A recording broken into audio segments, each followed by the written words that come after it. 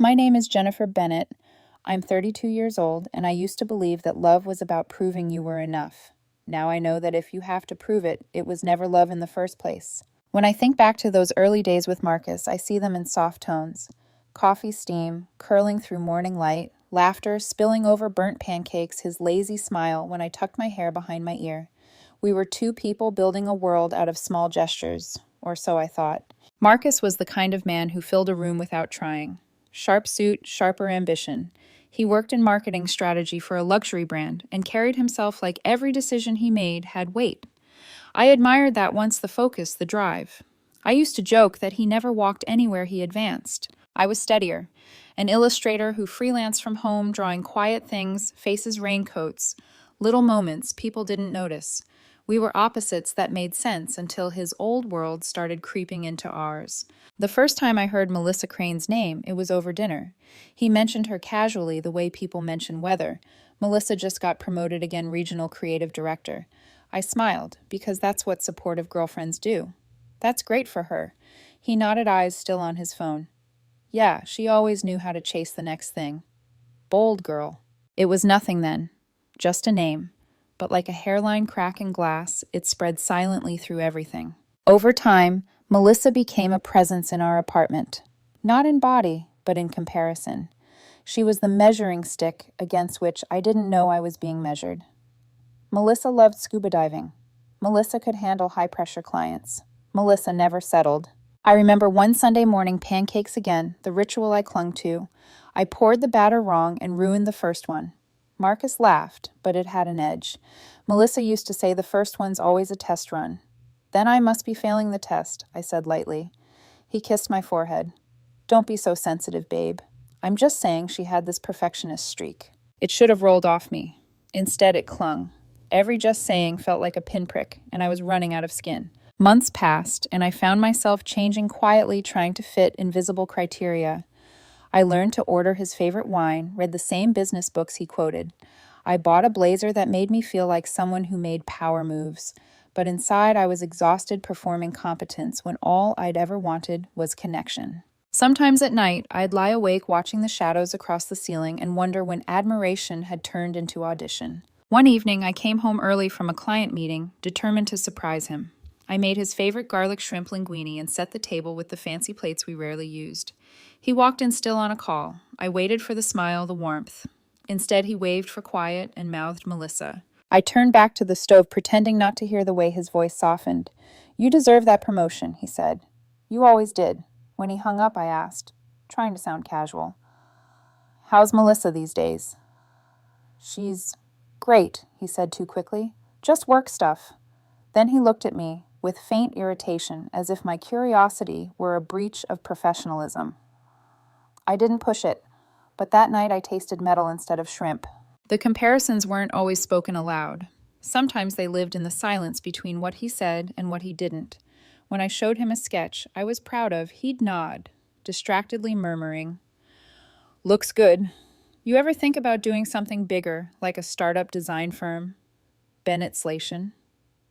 Be more like her. I told myself he just wanted the best for me. That's what love was, right? Pushing each other to grow. But growth shouldn't feel like erosion. A year in the fracture lines deepened. We argued about nothing and everything, how I spent my days, my lack of urgency, my preference for quiet dinners over rooftop events. Once after I declined a networking party he wanted me to attend, he sighed. You know, Melissa would have loved that kind of crowd. She thrived on energy. Then maybe you should have stayed with her, I snapped before I could stop myself. The air froze. He stared at me as if I'd just broken something precious. Wow. You really don't know how to take a joke, do you? That was his favorite escape hatch, call it a joke, make me the humorless one. The weeks that followed were a blur of polite distance. We still said I love you, but it sounded like a formality, a placeholder for what used to be real. Our 4-year anniversary was coming up, and I decided to fix it the only way I knew how, by proving my worth. I saved up and booked a reservation at La Maison du Lys, the kind of place where the menu doesn't have prices and the waiters whisper. I imagined us laughing again, remembering why we started. I even wore the red dress he once said made me look like I belonged in a gallery painting. The night of the dinner, he showed up late, smelling faintly of cologne that wasn't his usual brand. I tried not to notice. At first, everything seemed fine. We clinked glasses, traded stories about work. Then, somewhere between appetizers and mains, the shift happened. He glanced at his phone, smiled. Melissa just got engaged, he said, like he was announcing a stock price. To some venture capitalist. They're in Iceland right now. Engagement photos under the northern lights. I froze mid-bite. That's lovely. He shrugged. Say what you want, but she never settled. She always reached higher. You have to admire that. My pulse thudded in my ears. I forced a smile. I admire lots of things. Kindness for one. He chuckled, missing or ignoring the sting. You always make things about feelings. That's what keeps you small, Jennifer. You play it safe. There it was, the word that had haunted me for months, safe. I looked at him across the candlelight. For the first time, he felt like a spinacter who'd wandered into my life by accident. I think I said quietly, "You're mistaking peace for boredom." He blinked, confused. What's that supposed to mean? It means I said setting down my fork. If you want chaos, maybe you should go chase it. He stared, trying to gauge if I was serious. I smiled, but it wasn't the kind he'd recognize. Happy anniversary, Marcus, I whispered, standing up. Then I left. Outside, the night air was sharp tasting of rain and release. I didn't cry. Not yet. I just walked, heels clicking like punctuation marks on the pavement. Behind me, the restaurant's laughter and clinking glasses faded into nothing. Ahead, the city stretched wide and unknowable. That was the moment I stopped trying to prove my worth and started remembering it. If anyone had told me that freedom could taste like heartbreak, I would have laughed. But that night, standing outside La Maison du Lys, my breath turning to mist in the cool air, I realized freedom isn't a clean break. It's jagged. It cuts on its way out. I didn't go home immediately. I walked, past glowing shop windows, through the chatter of couples spilling out of bars until my heels ached. I wanted to feel something, pain relief, anger, but all I felt was empty. When I finally got home, the apartment felt too curated, too quiet. Every object inside bore Marcus's invisible fingerprint. The wine glasses he'd chosen for aesthetic, the books he'd stacked to look intellectual, not to be read. I poured myself water instead of wine because I refused to toast to the end of us. The next morning he texted, "Marcus, we need to talk. Don't do this dramatic disappearing act." Me. There's nothing left to talk about. Marcus. You're overreacting. It was just an observation. You can't handle criticism without turning it into a crisis. There it was, the same tone he'd always used when I tried to express pain, the one that made me doubt my own perception. I typed and deleted a dozen replies before writing the only one that mattered. Me, no Marcus. I'm just finally listening to myself. Then I blocked his number. For the first time in 4 years, my phone was quiet. No notifications, no buzzing, no constant hum of someone's expectations in my pocket. The silence was unbearable for exactly 2 days. On the third, it became peaceful. I threw myself into work, though I could barely concentrate. My sketches were stiff, too controlled. Every time I tried to draw something lighthearted, it came out fractured. Still, I kept trying. Routine became my lifeline: morning coffee, emails, long walks. Anything to avoid staring at the space where his shoes used to sit by the door. But grief is a spenitage thing. It sneaks up during the smallest moments, like when I caught a whiff of his cologne on a scarf I hadn't worn since winter, or when a commercial played the same piano instrumental we danced to one New Year's Eve. My mind betrayed me with kindness, replaying the good parts, the way he used to trace lazy circles on my wrist when we watched movies, the warmth of his laugh before ambition hardened it. Then just as quickly, it reminded me why I left. There's a difference between missing someone and missing who you thought they were. One Friday evening, I met Rachel, my best friend since college, for dinner. She took one look at me and groaned. "Tell me you're not still being polite about him." I poked at my salad. "I'm just trying not to hate him. Hate feels heavy. Jennifer, you don't have to hate him, but you do need to stop protecting his image." She leaned in, voice low. "You always wanted to be his calm, but maybe he needed a storm to wake up. That's not your failure." Her words hit deeper than I wanted to admit. I kept thinking if I worked harder, he'd see me. Rachel reached across the table, squeezing my hand. "He saw you, Mia. He just didn't know what he was looking at." That night I went home and deleted the last photo I had of us. Our smiles, too polished, our hands already distant. A week later, I got an email from one of Marcus's colleagues asking if I'd still be attending the firm's charity gala. Apparently he hadn't told anyone about the breakup. For a moment, I hovered over the Yes RSVP button. Old habits die hard. Then I smiled to myself, closed the email, and opened a new canvas on my tablet instead. The drawing that came out surprised me. A woman standing under a rainstorm, her face tilted upward, letting it fall without flinching. I titled it Unlearning. Months slipped by in shades of progress. I started painting again, taking on commissions that felt meaningful, not marketable. Rachel called it emotional rehab. I called it survival. Some days I was fine. Other days I woke up missing the sound of a second toothbrush tapping against the sink. Healing, I learned, isn't linear. Then one evening in late March, my phone buzzed with an unfamiliar number. I hesitated before answering. Hello. A pause, then a familiar voice, soft, uncertain. Jennifer, it's me. Marcus. Yeah. His voice cracked slightly. I wanted to check in, see how you're doing. I almost laughed. The audacity. You're checking in. I know you hate me right now, he rushed on.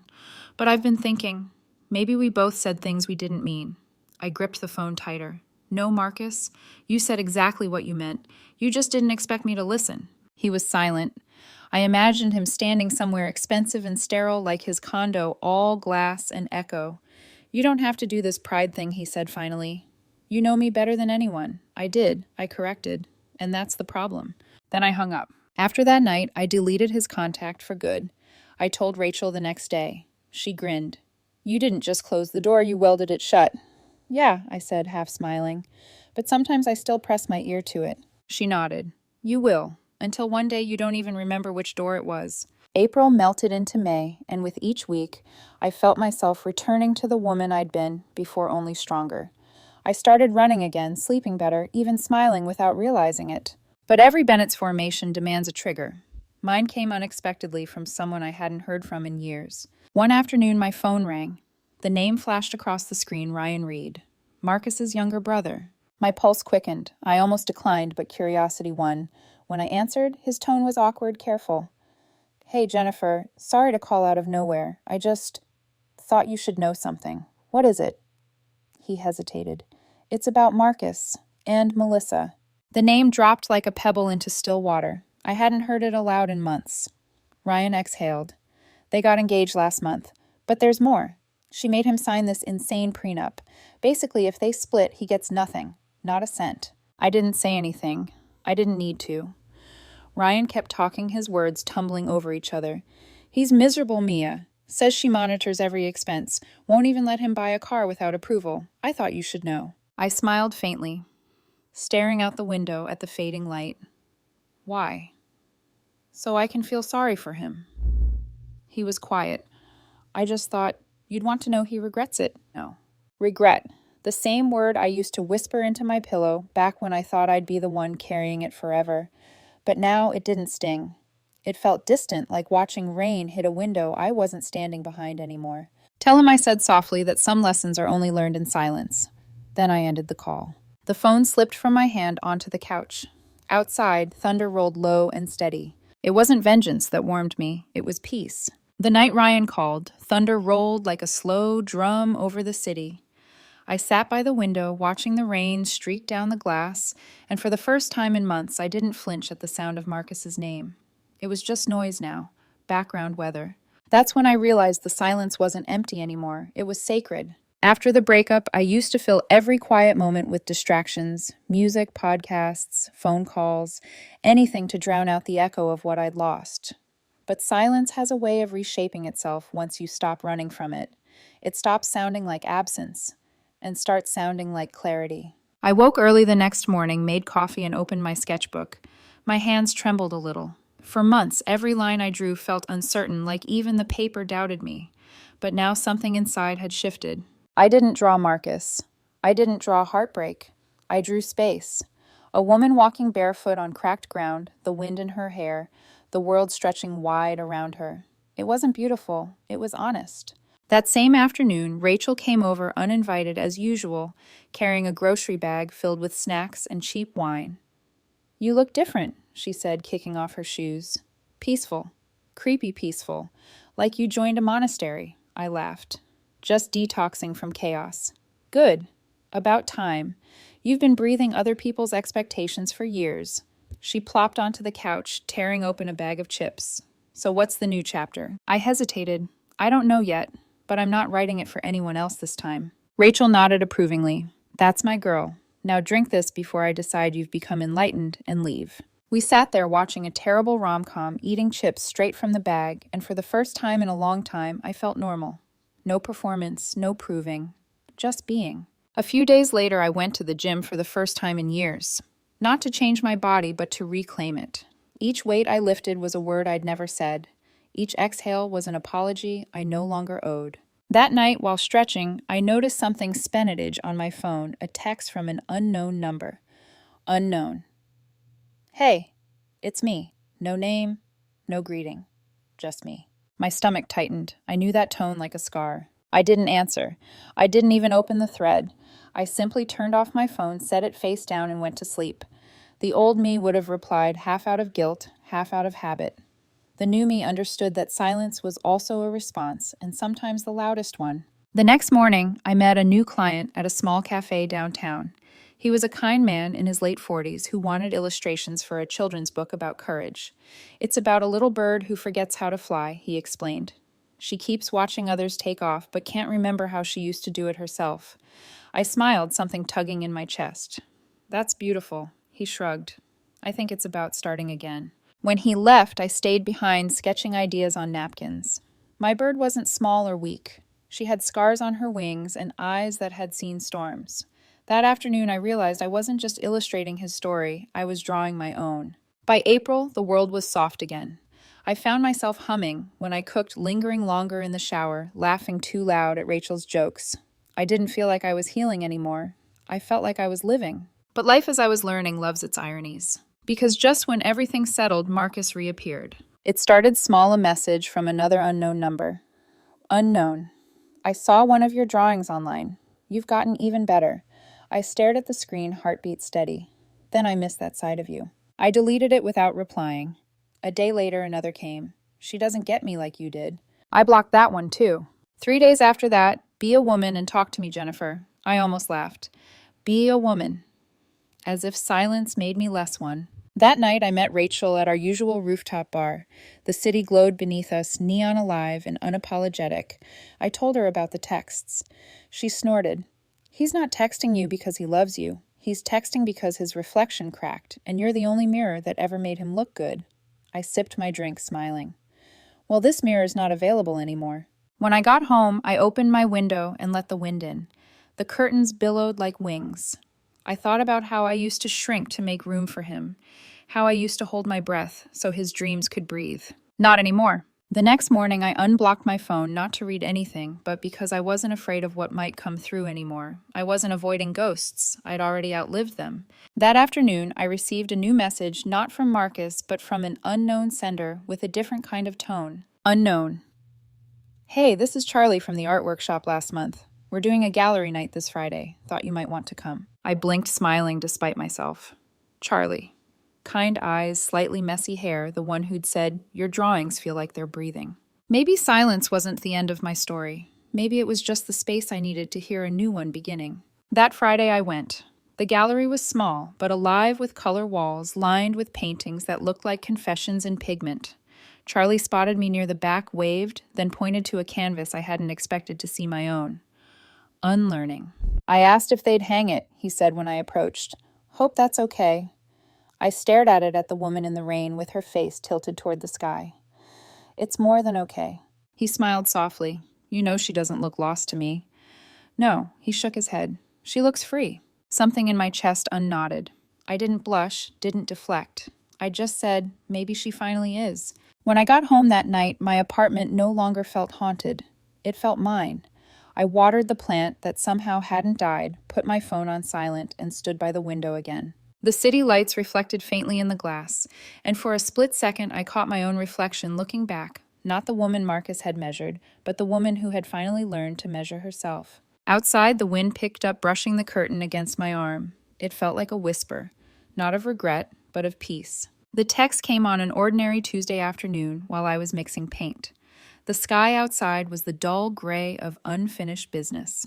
Ryan Reed. I hadn't seen that name flash on my phone in over a year. For a second, I thought it was a mistake, maybe a wrong number, a scam, a ghost from the past pressing the wrong button. But curiosity has a cruel gravity. Ryan. Hey, Jennifer, hope you're doing okay. Do you have a minute? I stared at the words, the faint paint stain drying on my thumb. Ryan was Marcus's younger brother, the quiet one, the observer. He had always been kind to me in a way Marcus rarely noticed. Still, old instincts kicked in. I almost ignored it. Then, against my better judgment, I replied, Me, hey Ryan. Yeah, what's going on? The typing bubble appeared, disappeared, appeared again. Finally. Ryan, it's about Marcus. The world didn't tilt, but my stomach did. Me, what about him? He called. His voice sounded older, heavier. The easy laughter I remembered from family barbecues was gone. Jennifer, he began carefully. I wouldn't call unless I thought you should know. I saw him last week. He's not in a great place. I leaned back on my stool. That sounds like his problem, not mine. I know, Ryan said quickly, and you have every right to feel that way. But listen, he's with Melissa now. You probably heard I hadn't, but I didn't let him know that. I figured. They got engaged about 6 months ago. Ryan continued. But it's complicated. Complicated how? There was a long pause, like he was deciding whether to betray a confidence.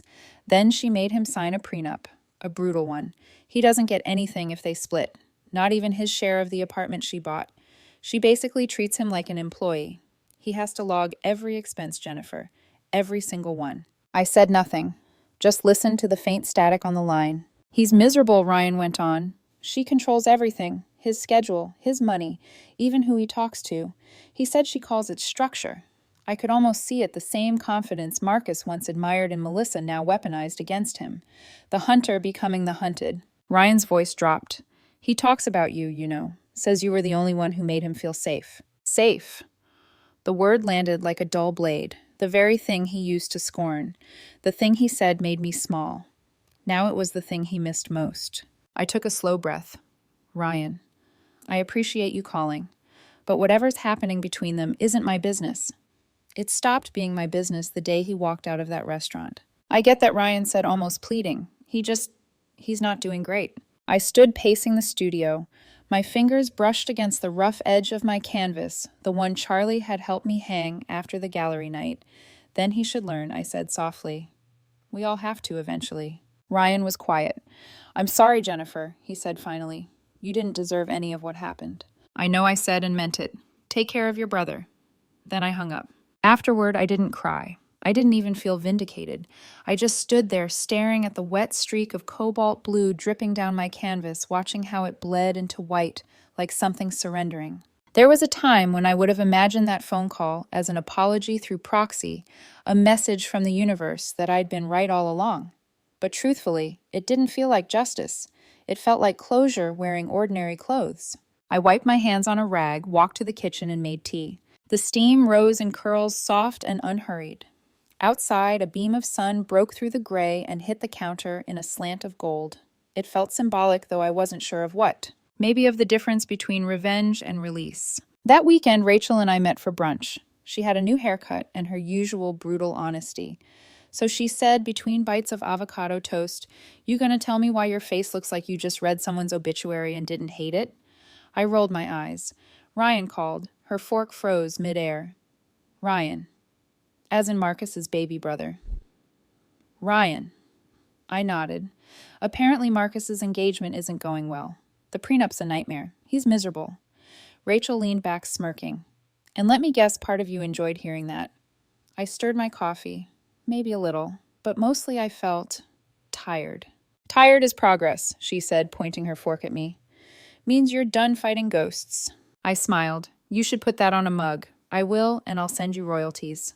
We laughed, and for once it didn't feel like laughter built over pain. It was just easy, real. That night I dreamed of Marcus, but not the way I used to. He wasn't cruel or charming, or even remorseful. He was small, sitting at a table, papers scattered around him. Maybe the prenup Ryan mentioned, while Melissa stood in the doorway talking on her phone, her voice cold and clipped. He looked up at me in the dream and said, I thought I wanted power. I didn't answer. I just turned and walked away. When I woke, the dream clung to me like fog, but there was no ache, only clarity. 2 days later, my phone buzzed again. A different unknown number. I didn't recognize it, but I knew. I always knew. Unknown. You were right about everything. She's not who I thought she was. I can't breathe around her. I sat on the couch, the message glowing in the dim light. I could almost hear his voice again, that persuasive tone that once talked me into doubting myself. But this time it was only words on a screen. Just pixels. I typed a reply, paused, then deleted it. Instead, I opened my music app, played the song I'd avoided for months, the one we used to dance to.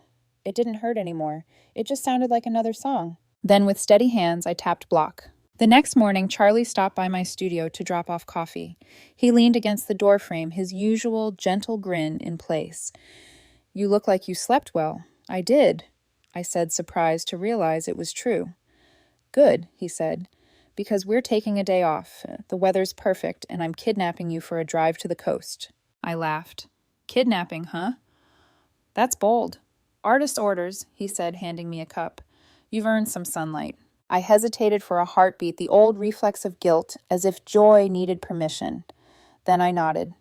Give me 5 minutes. As we drove along the highway, the ocean came into view, vast, endless, forgiving.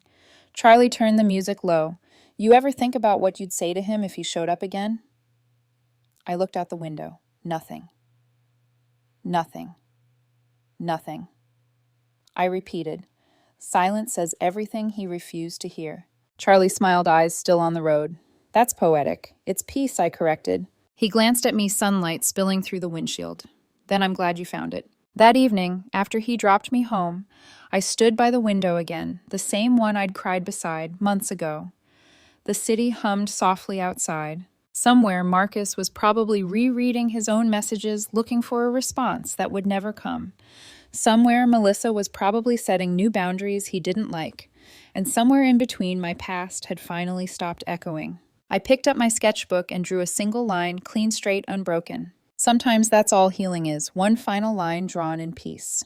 It always starts the same way, unknown number, a small gray bubble that flashes across your screen and freezes you mid-breath. I was at the gym when the first one came through, a Monday evening. My headphones and my focus locked on the rhythmic count of reps. The phone buzzed on the bench beside me, and even before I looked, I knew. Unknown. Hey, I saw a photo of you from the gallery. You look happy. I miss that smile. For a moment, I stared at it. Once that kind of message would have sent my heart racing, equal parts hope and pain. But now it was just data. Text on glass.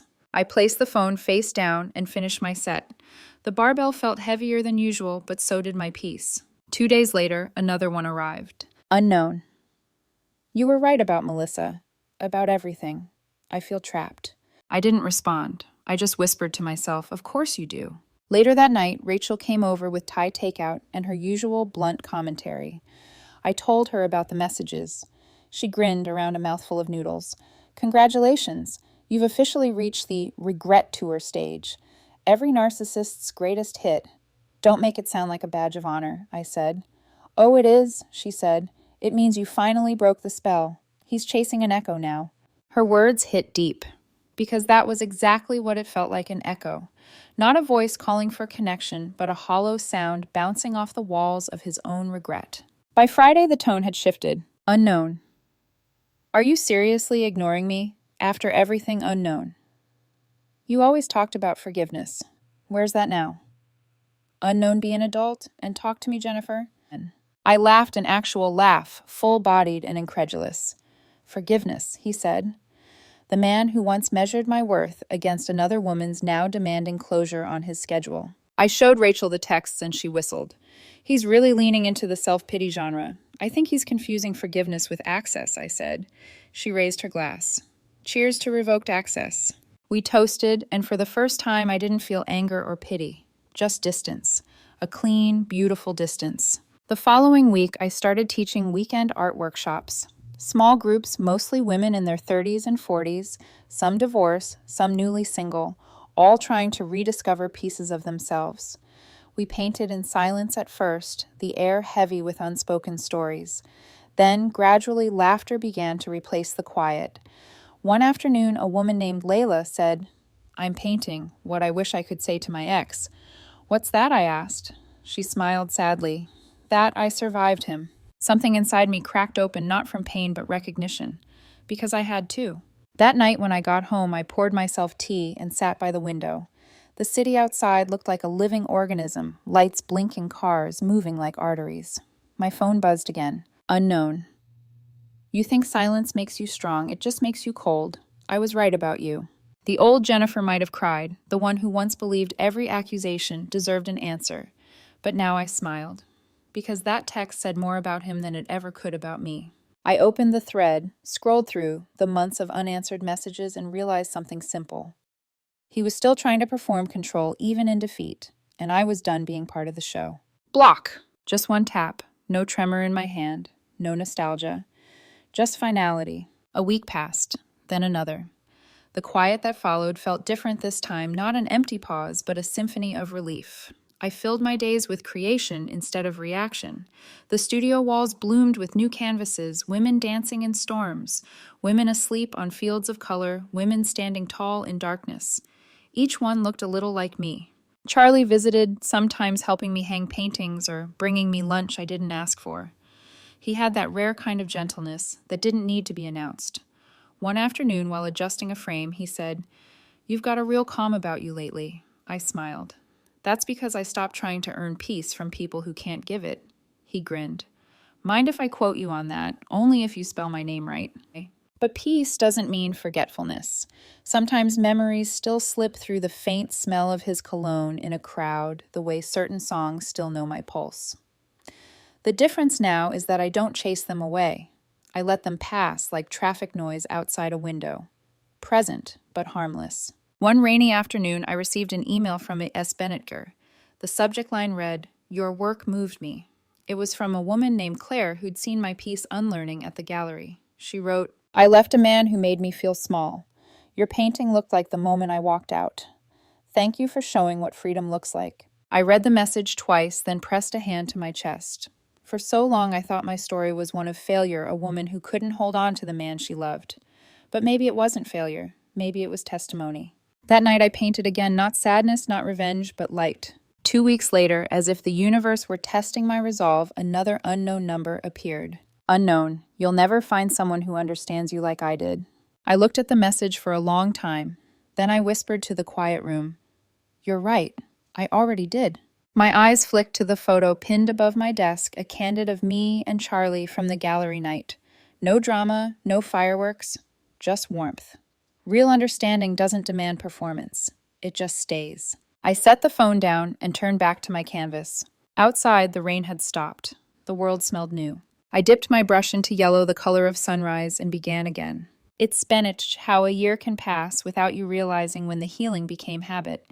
One day you wake up and the quiet isn't heavy anymore. It's home. That morning, sunlight spilled through my apartment like forgiveness. The air smelled faintly of paint and jasmine tea. My plants, once on the brink of death, were thriving, little green proof that consistency, not intensity, is what keeps things alive. I stood before the mirror, tying my hair into a loose bun, and barely recognized the woman staring back. She looked lighter, not untouched by pain, but reshaped by it. A year since that dinner. A year since the night I walked out of La Maison du Lit and into myself. And I hadn't heard from Marcus in months. Not a message, not a whisper. His absence had finally stopped echoing. I poured coffee into my favorite mug, the one Rachel had made me, that said, "Safe is not small."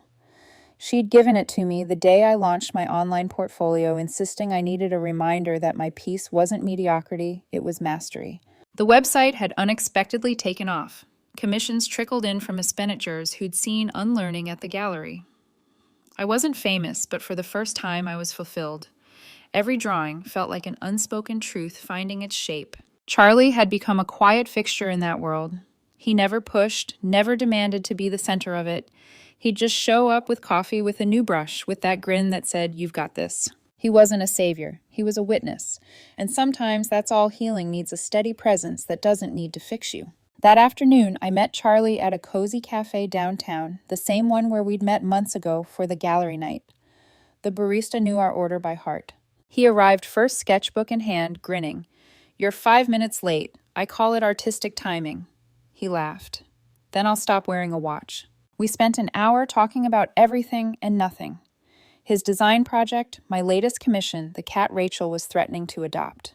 When I laughed, it wasn't the kind of laugh you force to prove you're fine. It was effortless, real. And then as I reached for my bag, I froze. At the door, standing there hesitant but unmistakable Marcus. He looked smaller, not physically, but in presence. The sharp suit was gone, replaced by a rumpled button-down.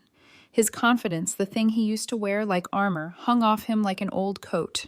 His eyes met mine, and for a moment, time rewound the restaurant, the rain, the ache. He smiled weakly. Jennifer. Charlie followed my gaze, his brow furrowing. You okay? I nodded slowly. Yeah, just surprised. Marcus hesitated, then approached the table. Can I talk to you? Just for a second. I looked at Charlie. He gave a small nod. I'll grab us refills. As he walked to the counter, Marcus took the seat across from me. Up close, he looked tired. His hands fidgeted with the sleeve of his shirt. You look good. I am, I said simply. He exhaled the sound somewhere between a sigh and a confession. Melissa and I were done. She left. I'm not surprised. He blinked at the flatness in my tone. I thought you'd at least, I don't know, react. To what you reaping, what you sowed. He flinched. I deserve that. Yeah, I said. You do. For a long moment, he stared at his hands. I just wanted to tell you you were right. About everything. I thought ambition made me powerful. Turns out it just made me alone. I leaned back, my heartbeat steady. He looked up, eyes glistening. I keep thinking about that night. How calm you were when you walked away. I didn't understand it then. Do you now? He swallowed. I think so. You'd already started leaving long before you stood up. That was true. I had. Quietly in the spaces where love turned into labor. I'm sorry, he said finally, for everything I took for granted. I studied him, really looked at him. The man who once made me question if kindness was enough. And for the first time, I saw not the villain of my story, but the chapter I'd already finished reading. I'm not going to say, I told you so, I said softly. That would mean I've been thinking about it, or about you. He blinked, as if the air had been knocked out of him. I haven't, I added. His voice cracked. You really mean that I do? Just then, Charlie returned with 2 coffees. Everything okay here? Everything's fine, I said, turning to him with an easy smile. We were just finishing. Marcus's gaze flickered between us, the comfortable silence, the unforced warmth, and something in his face shifted. He realized. Too late, but he realized. I should go, he said, standing. Take care of yourself, Jennifer. I already do, I replied. He paused as if waiting for me to look back. I didn't. He left quietly, the door chime soft behind him. Charlie sat sliding the cup toward me. Old flame, old lesson, I said. He chuckled. Seemed like he needed that reminder more than you did. Maybe, I said, but I needed to see it too, to know I'm really free. Charlie reached across the table, brushing his thumb against the back of my hand. Then here's to freedom. I raised my cup in a small toast, and to not mistaking peace for boredom. He smiled. Exactly. Outside, the sun slipped low, painting the windows in gold. That night when I got home, I took the last remaining photo of Marcus and me from years ago, hidden in an old drawer, and placed it in a box labeled The Past. Then I tucked it away, not out of bitterness, but gratitude. He wasn't the villain in my story. He was the test that proved I'd finally learned the lesson. And as I stood there, surrounded by quiet and the faint smell of turpentine and tea, I realized something simple, profound, and whole. I'd never needed closure from him. I'd already given it to myself. It's been 14 months since I walked out of that restaurant, 14 months since I stopped mistaking survival for love. Some mornings I still wake before dawn. The city hums faintly outside the sky, pale and waiting. I make tea, open the window, and let the wind in. It smells different now, not of rain and endings, but of new beginnings quietly unfolding. I don't replay our story anymore.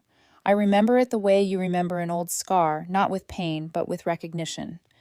Proof that I lived, that I healed, that I learned. That weekend, Charlie and I drove up to the coast. It wasn't an anniversary or an escape, just something spontaneous. He liked to call them breathing trips. We'd pack too many snacks, pick a random playlist, and drive until the city disappeared behind us. The ocean stretched ahead, vast, infinite, forgiving.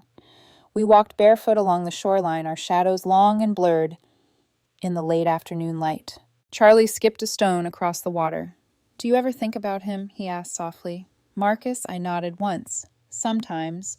But not the way I used to. It's more like remembering a storm.